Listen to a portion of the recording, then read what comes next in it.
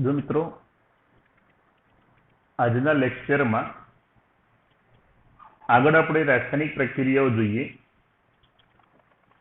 तो aryl sulfonyl chloride साथेनी प्रक्रिया। तो बेंजीन एक एराइल समूह कहेवाय। Benzene sulphonyl chloride C6H5SO2CS C6H5 benzene SO2 sulphonyl Cl chloride जेने एक हिंसबर्ग प्रक्रियक तरीके ओळखाय। खास जणावजो मित्रों, आ प्रक्रियक प्राथमिक અને દ્વિતીયક એમાઇન સંયોજનો સાથે પ્રક્રિયા કરી સલ્ફોનેમાઇડ સંયોજન બનાવે। તૃતીયક એમાઇન સાથે આ પ્રક્રિયા થતી નથી। આપણે સૌથી પહેલા પ્રાથમિક એમાઇન C2H5NH2 એની આપણે બેન્ઝીન सल्फोनाइल क्लोराइड साथे प्रक्रिया करिए तो ध्यान आपो અહીંથી H અને અહીંથી Cl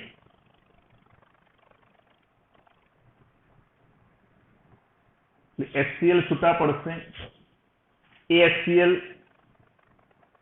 HCl સ્વરૂપે છૂટા તો આ સલ્ફર क्या जोड़ाशे एमिनो समूहना नाइट्रोजन साथे जोड़ाशे। तो आपणे आने कहेवाय बेंजीन सल्फोनेमाइड SO2NH એટલે સલ્ફોનેમાઇડ કહેવાય અને કહેવાય બેન્ઝીન। તો આટલા નામ શું થયું મિત્રો? બેન્ઝીન સલ્ફોનેમાઇડ સંયોજન થયું અને એમાં एमिनो समूहना नाइट्रोजन साथे आ समूह जोड़ायो एने कहेवाय इथाइल। तो नाम शुं लखाय? एन इथाइल बेंजीन सल्फोनेमाइड नाम थाय एन इथाइल बेंजीन सल्फोनेमाइड नाम दर्शावी शकाय। ध्यान आपजो, एन इथाइल बेंजीन सल्फोनेमाइड में नाइट्रोजन साथे जोड़ायेलो आ H ए प्रबल इलेक्ट्रॉन आकर्षक समूह छे। मतलब आ H+ आयन स्वरूपे मुक्त थई शके। जे H+ आयन स्वरूपे मुक्त थई शकतो होय तो कयो गुणधर्म धरावे? एक प्रबल एसिड नो गुणधर्म धरावे।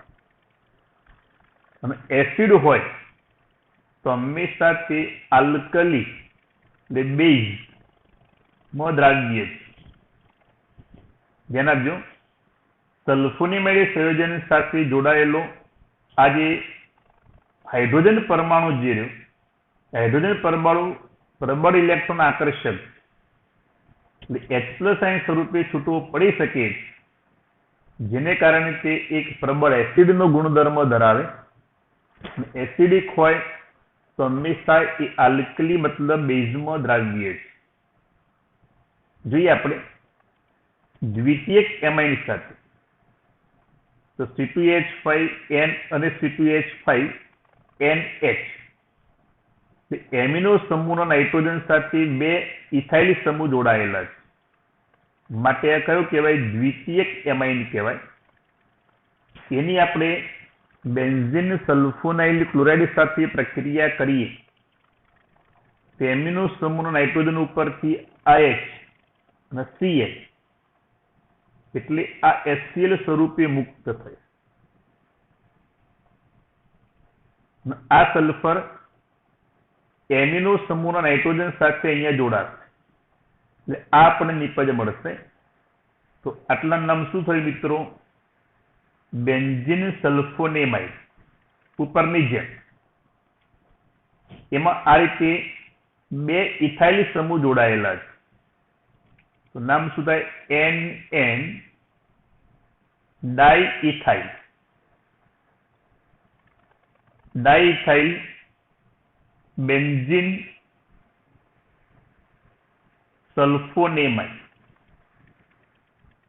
NN ડાઈઇથાઇલ બેન્ઝીન સલ્ફોનેમાઇડ દર્શાવી છે. અહીંયા એમિનો એટલે સલ્ફોનેમાઇડમાં નાઇટ્રોજન પરમાણુ પર એક પણ H નથી, માટે તે એસિડિક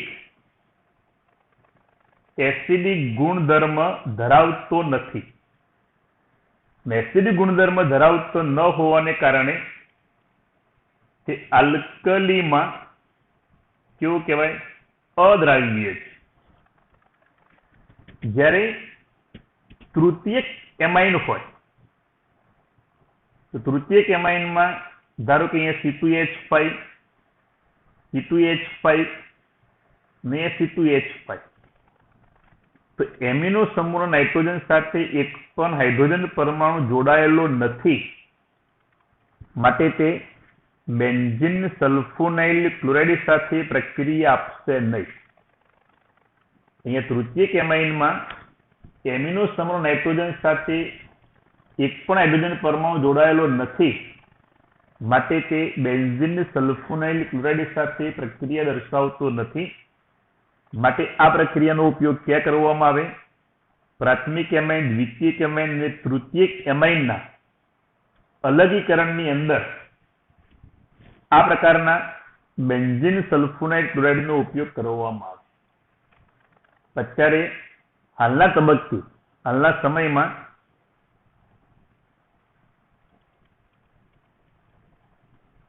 બેન્ઝીન ઉપર SO2Cl અને CH. તો મિત્રો ધ્યાન આપો, આટલા નામ શું કહેવાય? ટોલ્યુઇન કહેવાય કે નહીં? શું કહેવાય? ટોલ્યુઇન. અને શું કહેવાય? Sulphonyl chloride. તો ટોલ્યુઇનના કયા સ્થાને સલ્ફોનાઇલ ક્લોરાઇડ જોડાયેલો છે? તો પેરા સ્થાને. તો નામ શું કહેવાય? પેરાટોલ્યુઇન. પેરાટોલ્યુઇન સલ્ફોનાઇલ ક્લોરાઇડ. તો અત્યારે હાલ હિન્સબર્ગ પ્રક્રિયકને બદલે, અર્થાત બેન્ઝીન સલ્ફોનાઇલ ક્લોરાઇડને બદલે એના સ્થાને પેરાટોલ્યુઇન સલ્ફોનાઇલ ક્લોરાઇડનો ઉપયોગ થાય છે. તો આ રીતે મિત્રો પ્રાથમિક એમાઇનની હિન્સબર્ગ પ્રક્રિયક સાથે પ્રક્રિયા કરતા N-ઇથાઇલ બેન્ઝીન સલ્ફોનેમાઇડ મળે, જેમાં બેન્ઝીન સલ્ફોનેમાઇડમાં નાઇટ્રોજન સાથે જોડાયેલો આ H ઇલેક્ટ્રોન આકર્ષક સમૂહ છે, એટલે H+ આયન સ્વરૂપે મુક્ત થઈ શકે છે, માટે પ્રબળ એસિડિક ગુણધર્મ ધરાવે, અને એસિડિક હોવાને કારણે તે આલ્કલીમાં દ્રાવ્ય છે. દ્વિતીયક એમાઇન ડાઈઇથાઇલ એમાઇનની હિન્સબર્ગ પ્રક્રિયક સાથે પ્રક્રિયા કરીએ તો NN ડાઈઇથાઇલ બેન્ઝીન સલ્ફોનેમાઇડ સંયોજન મળે છે. એ સલ્ફોનેમાઇડમાં નાઇટ્રોજન પરમાણુ પર એક પણ H નથી, માટે તે એસિડિક ગુણધર્મ ધરાવતો નથી, માટે આલ્કલીમાં કેવો કહેવાય? અદ્રાવ્ય છે. તૃતીયક એમાઇનમાં એમિનો સમૂહ નાઇટ્રોજન સાથે એક પણ H જોડાયેલો નથી, માટે તે બેન્ઝીન સલ્ફોનાઇલ ક્લોરાઇડ સાથે પ્રક્રિયા આપતો નથી.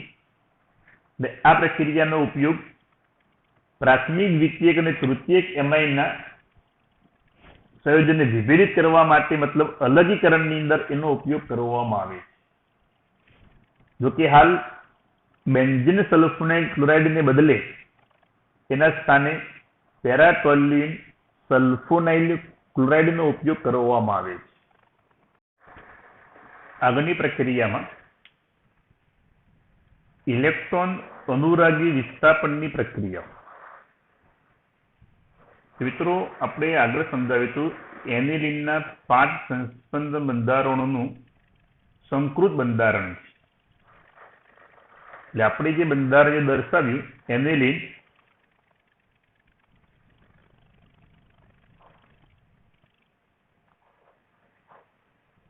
બેન્ઝીન ઉપર NH2. તો આ 5 સંસ્પંદ બંધારણનું સંકૃત બંધારણ દર્શાવી શકાય. આ 5 સંસ્પંદ બંધારણમાં જે આપણે આગળ સમજાવીશું, મહત્તમ ઇલેક્ટ્રોન ઘનતા એ NH2 સમૂહના ઓર્થો અને પેરા સ્થાને જોવા મળે છે.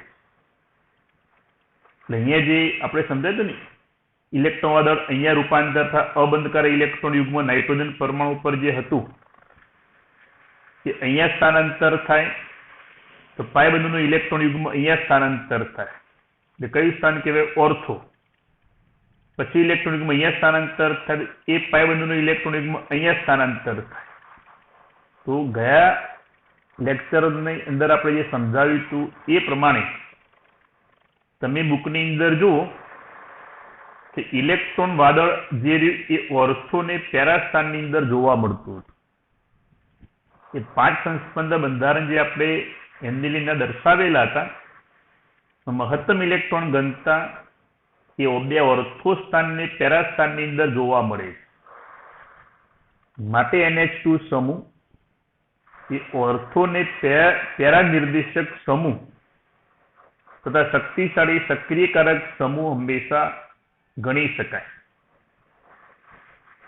ઇલેક્ટ્રોન અનુરાગી વિસ્થાપન પ્રક્રિયાઓ આપણે જે કરીએ, બ્રોમિનેશન આવશે, નાઇટ્રેશન આવશે અને સલ્ફોનેશન આવશે, તેની અંદર જે સમૂહ દાખલ થાય એ ઓર્થોને પેરા સ્થાને હંમેશા દાખલ થાય. તો આપણે બ્રોમિનનું રૂમ ટેમ્પરેચરે Br2 જળ, જે બ્રોમિન જળ સાથે આપણે પ્રક્રિયા કરીએ તો એક જ તબક્કામાં બે ઓર્થો સ્થાનને પેરા સ્થાનમાં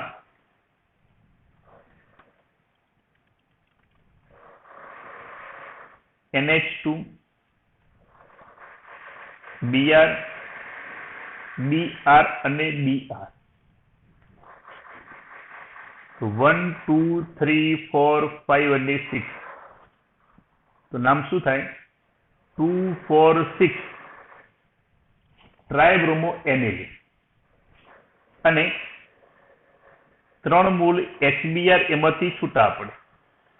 Br2 નો એક અણુ અહીંયા જોડાય તો અહીંથી H+ સાઇન HBr સ્વરૂપે છૂટા પડે એવા 3 સ્થાને તો 3 મૂળ Br2 વપરાશે, 3 મૂળ HBr છૂટા પડે, 1 મૂળ 2, 4, 6 ટ્રાયબ્રોમો એનિલિનમાં રૂપાંતર થશે. એટલે આપણે એનિલિનની રૂમ ટેમ્પરેચરે બ્રોમિન જળ સાથે આપણે પ્રક્રિયા કરીએ તો 2, 4, 6 ટ્રાયબ્રોમો એનિલિન મળશે, સફેદ અવક્ષેપ સ્વરૂપે મળશે. મિત્રો ખાસ હવે ધ્યાન આપજો, એરોમેટિક એમાઇન સંયોજનોની ઇલેક્ટ્રોન અનુરાગી વિસ્થાપનની પ્રક્રિયા ઓર્થોને પેરા સ્થાને થાય છે, જે આપણે સમજાવ્યું. જો આપણે એનિલિનનો એક વિસ્થાપિત વ્યુત્પન્ન બનાવવો હોય તો NH2 સમૂહની સક્રિયકારક મતલબ એની ક્રિયાશીલતા જે રહી એ અસરને નિયંત્રિત કરવી પડે. આ માટે NH2 સમૂહને એસિટિક એનહાઇડ્રાઇડ દ્વારા એસિટિલેશનથી સંરક્ષિત કર્યા બાદ ઇચ્છિત વિસ્થાપન કર્યા પછી વિસ્થાપિત એમાઇડનું જળ વિભાજન કરી વિસ્થાપિત એમાઇનમાં રૂપાંતર થાય છે. સમજાવું, ધ્યાન આપજો.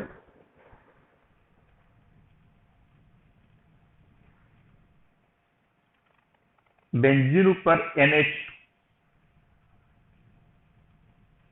નામ શું થાય? એનિલિન. એની આપણે CH3Cu2O એસિટિક એનહાઇડ્રાઇડ સાથે પિરિડીન જેવા બેઝની હાજરીમાં આપણે પ્રક્રિયા કરીએ તો acetic anhydride CH3C દ્વિબંધ O C દ્વિબંધ O અને CH3 તો અહીંથી બધું તૂટે મિત્રો, તો અહીંથી H+ આયન છૂટા પડે આની સાથે જોડાય તો CH3COO અને H જોડાય તો એસિડિક એસિડ એમાંથી છૂટા પડે અને આ એસાઇલ સમૂહ એમિનો સમૂહના નાઇટ્રોજન સાથે જોડાશે તો બેન્ઝીન ઉપર આપણે જુઓ NH એક H છૂટો પડ્યો, આ એસાઇલ સમૂહ બેન્ઝીન ચક્ર સાથે જોડાયો તો C દ્વિબંધ O અને CH3 તો આટલું નામ શું થાય ધ્યાન આપો, આ એમાઇડમાં રૂપાંતર થયો CH3C દ્વિબંધ ONH શું કહેવાય આપણે નામ શબ્દ ઇથેનેમાઇડ અથવા એસિટેમાઇડ, આ સમૂહ જોડાય ફિનાઇલ તો લખાય N ફિનાઇલ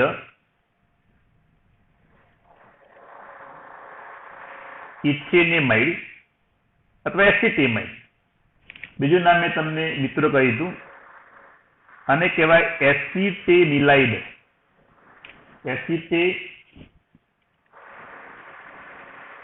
એસિટેનિલાઇડ તરીકે ઓળખવામાં ધ્યાન આપજો. એટલે આપણે એસિડિક એનહાઇડ્રાઇડ સાથે પ્રક્રિયા કરી આ રીતે વિસ્થાપિત નિપજ મળી N-ફિનાઇલ ઇથેનેમાઇડ.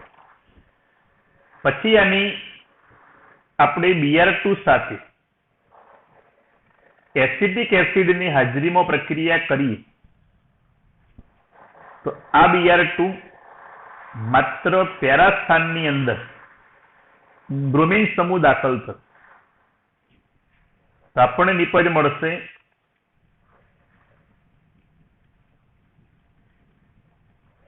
NH C દ્વિબંધ OCH3 અહીંયા Br બ્રોમિન સમૂહ દાખલ થયો. આપણને ઓર્થો સ્થાનમાં બ્રોમિન દાખલ થશે નહીં, કારણ કે એસાઇલ સમૂહ દાખલ થવાને કારણે એક પ્રકારનું ઇલેક્ટ્રોન વાદળ અહીંયા ઉત્પન્ન થયેલું હોય, મતલબ આની અસરને કારણે ઓર્થો સ્થાનની અંદર એક પ્રકારનો અવરોધ ઉત્પન્ન થયેલો હોય, એક અવકાશી અવરોધ ઉત્પન્ન થાય, પરિણામે બ્રોમિન સમૂહ ઓર્થો સ્થાનમાં દાખલ થશે નહીં, પેરા સ્થાનની અંદર દાખલ થશે. ત્યાર પછી આપણે આનું જળ વિભાજન કરવામાં આવે, જળ વિભાજન થાય એટલે પાણીની હાજરીમાં ધારો કે આપણે H2O લઈએ તો ધ્યાન આપજો મિત્રો,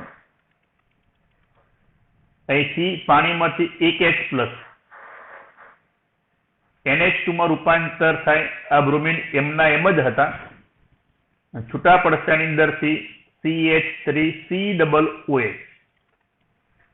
પાણીમાંથી H+ અહીંયા જોડાઈ ગયા, OH- એની સાથે જોડાય એસિડિક એસિડ છૂટા પડે, આપણને નિપજ મળશે પેરા બ્રોમો એનિલિનમાં રૂપાંતર થશે અથવા 1 2 3 4 તો 4 બ્રોમો એનિલિન આપણને નિપજ મળશે. તો તેનો આપણે શું કર્યું, એનિલિનનું એક વિસ્થાપિત વ્યુત્પન્ન બનાવવું હોય તો NH2 સમૂહની સક્રિયકારક અસરને નિયંત્રિત કરવી પડે અર્થાત ઘટાડવી પડે. આ માટે NH2 સમૂહને એસિડિક એનહાઇડ્રાઇડ સાથે એસિટિલેશનથી પ્રક્રિયા કર્યા બાદ આ એક સંરક્ષિત નિપજ મેળવવામાં આવે કે જે નવો સમૂહ જે દાખલ થાય એ ઓર્થો સ્થાનમાં દાખલ થવા દેશે નહીં, ખાલી પેરા સ્થાનમાં દાખલ થવા દેશે. કર્યા બાદ ઇચ્છિત વિસ્થાપન કર્યા પછી આપણે અહીંયા Br2 સાથે એસિડિક એસિડની હાજરીમાં પ્રક્રિયા કરીએ તો ઇચ્છિત વિસ્થાપિત નિપજ કઈ મળી આપણને, પેરા સ્થાનમાં બ્રોમિન સમૂહ દાખલ થયો. એ વિસ્થાપિત એમાઇડનું આ વિસ્થાપિત એમાઇડનું આપણે જળ વિભાજન કર્યું તો આ રીતે 4-બ્રોમો એનિલિન મતલબ એમાઇનમાં રૂપાંતર થાય. મિત્રો આમ થવાનું કારણ શું? તો ધ્યાન આપજો. અહીંયા એક સંસ્પંદ બંધારણ રચાય.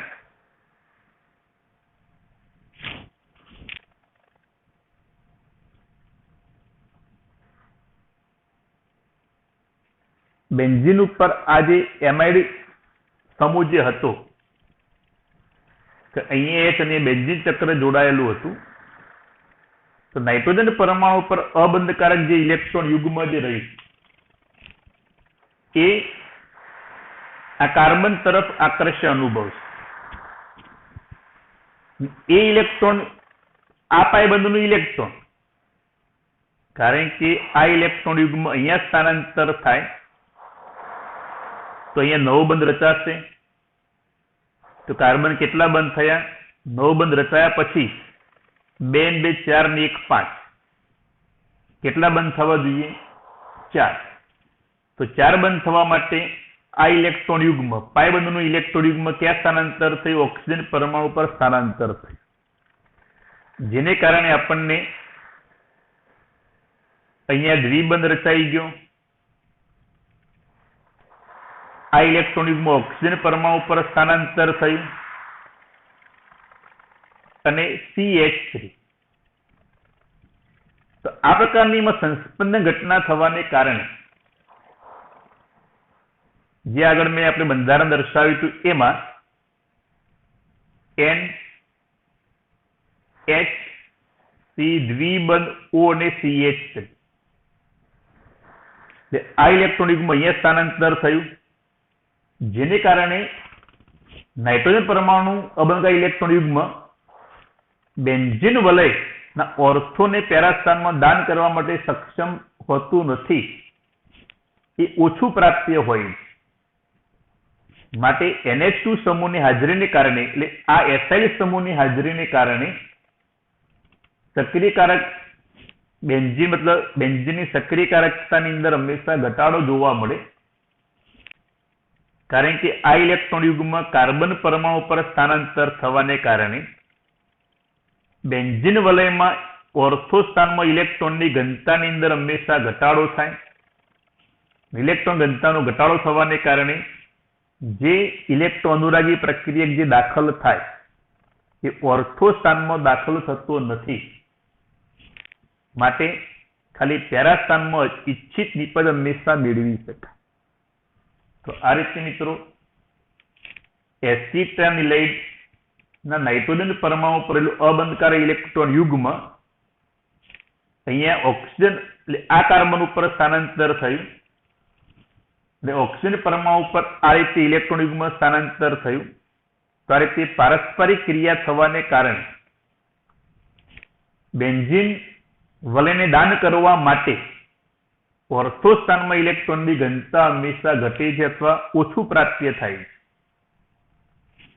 માટે આનું જ્યારે આપણે ઇલેક્ટ્રોન અનુરાગી વિસ્થાપન પ્રક્રિયા કરીએ તો ઓર્થો સ્થાનની અંદર સમૂહ દાખલ થશે નહીં, ખાલી પેરા સ્થાનની અંદર હંમેશા સમૂહ દાખલ થશે.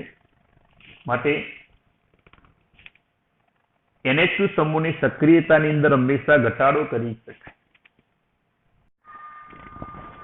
ત્યાર પછી પ્રક્રિયા જોઈએ આપણે નાઇટ્રેટ.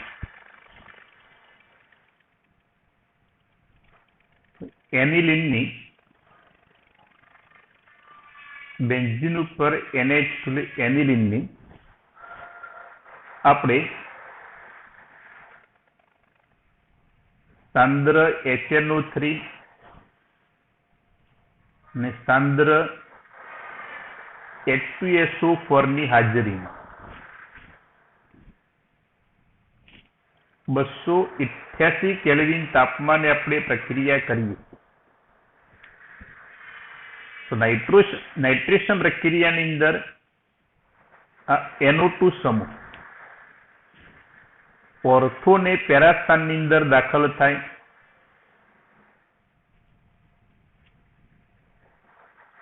NH2 પેરા સ્થાનમાં દાખલ થયો NO2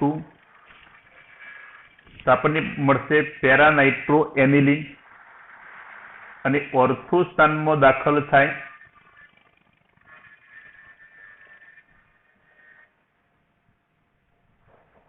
તો ઓર્થો નાઇટ્રો એનિલિન. આ ઉપરાંત મિત્રો આપણને એક મેટા સ્થાનની અંદર પણ NO2 સમૂહ દાખલ થાય છે, અને મેટા નાઇટ્રો એનિલિન પણ મળે છે. ઘણાને પ્રશ્ન થાય કે સાહેબ બેન્ઝીન ઉપર NH2 સમૂહ તમે જે આગળ સમજાવી એ પ્રમાણે ઓર્થો ને પેરા નિર્દેશક સમૂહ છે, તો આ બે નિપજ મળવી જોઈએ. તો મેટા નિપજ કેમ, એનું કારણ સમજાવો મિત્રો. બેન્ઝીન ઉપર NH2 સમૂહ જે રહ્યો, અહીંયા પ્રક્રિયા કયા માધ્યમમાં થાય? એસિડિક માધ્યમમાં થાય. માટે તે એસિડિક માધ્યમમાંના H+ આયન સાથે જે પ્રોટોન સ્વીકારીને આ રીતે એનિલિનિયમ આયનમાં રૂપાંતર થાય છે NH3+.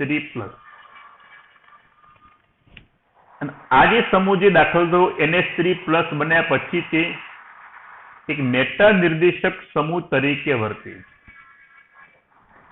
માટે એનિલિનમાંથી કેટલુંક પ્રમાણ આ રીતે પ્રોટોનિક થઈ એનિલિનિયમ આયનમાં રૂપાંતર થયો, જે એક મેટા નિર્દેશક સમૂહ તરીકે વર્તે છે. તેથી આપણને ઓર્થોને પેરા વ્યુત્પન્ન સિવાય મેટા વ્યુત્પન્ન પણ એની અંદર અર્ધસૂચક પ્રમાણમાં વધુ પ્રમાણમાં આપણને મળે છે. પ્રમાણ ખાલી યાદ રાખજો, આનું પ્રમાણ 51% જેટલું મળે છે. મેટાનું પ્રમાણ 47% જેટલું મળે છે. ઓર્થોનું પ્રમાણ એ 2% જેટલું મળે છે.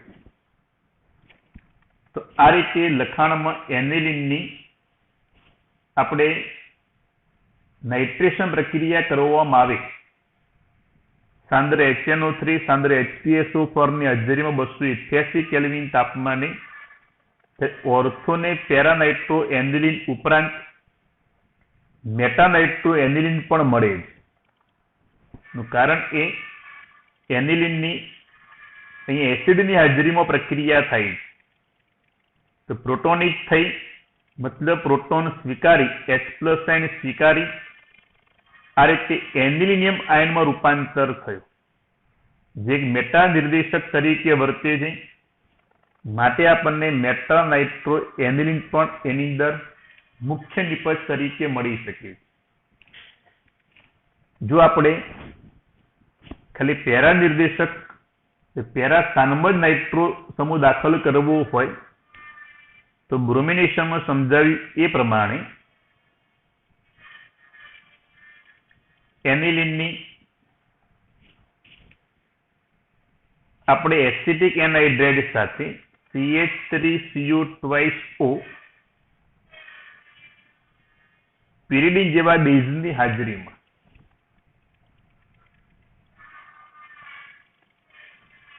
તો આપણને નિપજ મળશે NHCOCH3 અને આગળ સમજાવ્યા પ્રમાણે એસિટિક એસિડ છૂટા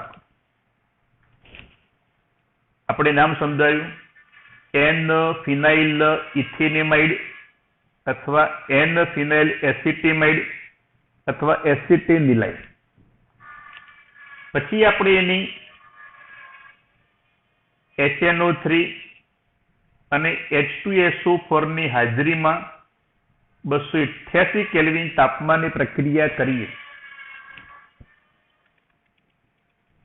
તો માત્ર પેરા સ્થાનની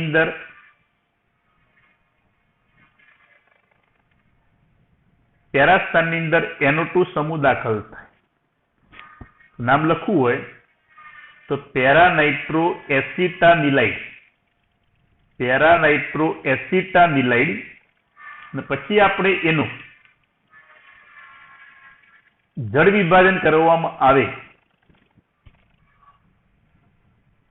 તો એની અંદરથી આપણને પેરાનાઇટ્રો એનિલિનમાં રૂપાંતર થાય NH2 અને NO2 અને છૂટા પડશે અહીંયા એસિટિક એસિડ CH3COOH. તો આ રીતે પ્રક્રિયા નાઇટ્રેશન પ્રક્રિયા નિયંત્રિત કરી શકાય છે અને પેરાનાઇટ્રો વ્યુત્પન્ન આ રીતે મુખ્ય નિપજ તરીકે મેળવી શકાય જે આપણે આગળ બ્રોમિનેશનમાં સમજાવ્યું એ પ્રમાણે. જે આપણે સલ્ફોનેશન, તો એનિલિનની સાંદ્ર સલ્ફ્યુરિક એસિડ સાથે પ્રક્રિયા કરી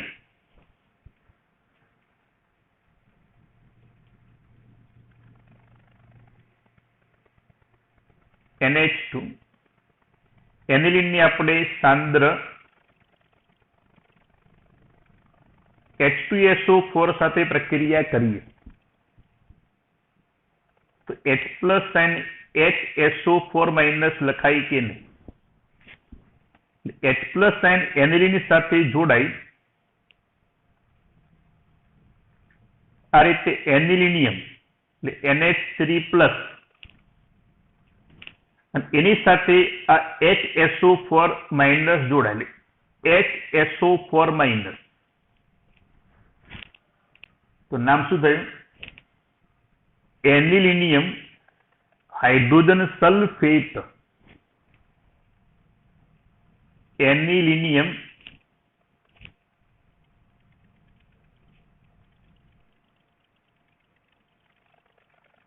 hydrogen sulphate.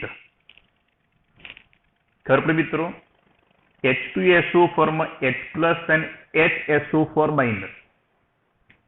H plus ion aniline સાથે જોડાયો એનિલિનિયમ HSO4 એ ધન સાથે ઋણાયન જોડાયો જેને કહેવાય હાઇડ્રોજન સલ્ફેટ.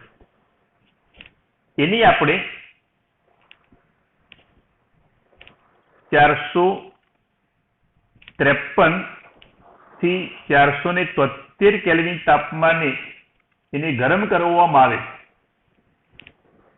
તો આની અંદર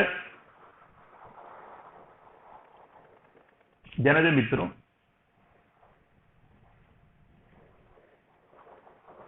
NH2 અને SO3H. જો અહીંયા 4 ઓક્સિજન હતા એમાંથી 3 થયા. આ સમૂહ જ્યારે પેરાસ્થાનની અંદર એ ગોઠવણી થાય ત્યારે અહીંથી એક H આ H નો ઓક્સિજન જે H2 સ્વરૂપે મુક્ત થશે. આપણે નિપજ મળશે para amino benzene sulphonic acid. Para સ્થાન ઉપર એમિનો સમૂહ આને કહેવાય બેન્ઝીન સલ્ફોનિક એસિડ કહેવાય. તો para amino benzene sulphonic acid કહેવાય અથવા બીજું નામ એને સલ્ફાનિલિક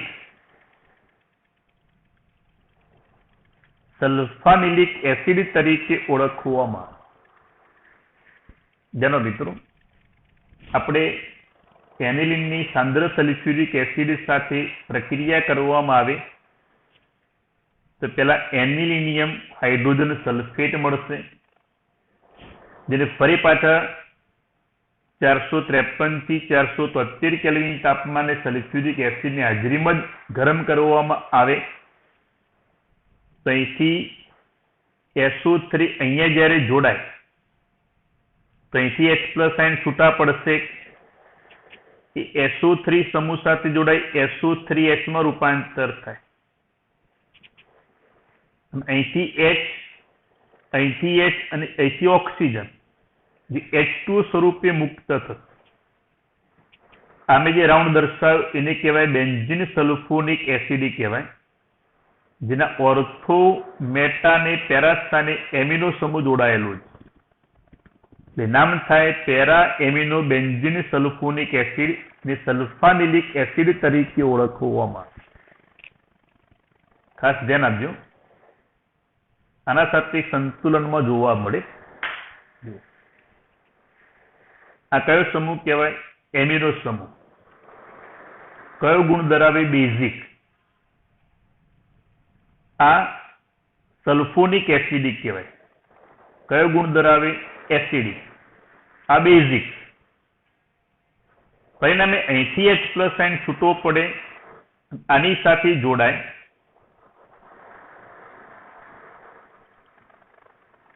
આ રીતે NH3+ ને શું થાય? SO3-.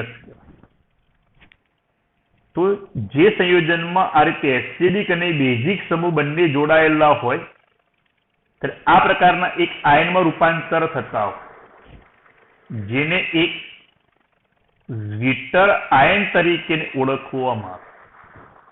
ખાસ મિત્રો ધ્યાન આપજો, જે સંયોજનમાં આ રીતે એસિડિક અને બેઝિક સમૂહ જોડાયેલા હોય એની અંદર આ પ્રકારના આયનો જે જોવા મળી શકે એને હંમેશા કયો કહેવાય? એક ઝ્વિટર આયન તરીકે ઓળખવામાં. હવે આપણે એસાઇલેશન, આલ્કાઇલેશન, એનિલિનની એસાઇલેશન આલ્કાઇલેશનની સાથે પ્રક્રિયા થતી નથી. એનું કારણ એ કે એસાઇલેશન આલ્કાઇલેશન પ્રક્રિયામાં વપરાતું ઉદ્દીપક AlCl3, આ ઉદ્દીપકનો ઉપયોગ થાય. આ ઉદ્દીપક એક લુઇજ એસિડનો ગુણધર્મ ધરાવે છે, જ્યારે એનિલિન એ લુઇજ બેઝનો ગુણધર્મ ધરાવે છે. એસિડ બેઝ બંને જ્યારે ભેગા થાય ત્યારે શામાં રૂપાંતર થાય? ક્ષારમાં. મિત્રો, એસાઇલેશન આલ્કાઇલેશન પ્રક્રિયા એનિલિન દર્શાવતો નથી, કારણ કે એસાઇલેશન આલ્કાઇલેશનમાં વપરાતું ઉદ્દીપક AlCl3 એક લુઇજ એસિડનો ગુણધર્મ ધરાવે છે. એનિલિન લુઇજ બેઝ તરીકે વર્તે છે. એટલે આ ઉદ્દીપક તરીકે જે વર્તે પણ એનિલિન સાથે જોડાઈને ક્ષારમાં રૂપાંતર થઈ ગયું. એનિલિનનો નાઇટ્રોજન પરમાણુ એ ધન ભાર મેળવે છે. પરિણામે પછીની પ્રક્રિયામાં તે પ્રબળ અક્રિયકારક તરીકે હંમેશા વર્તે છે. પરિણામે એ એસાઇલેશન કે આલ્કાઇલેશન પ્રક્રિયા દર્શાવતો નથી. મતલબ જે પ્રક્રિયામાં ઉદ્દીપક તરીકે વર્તવો જોઈએ એ શું કરશે?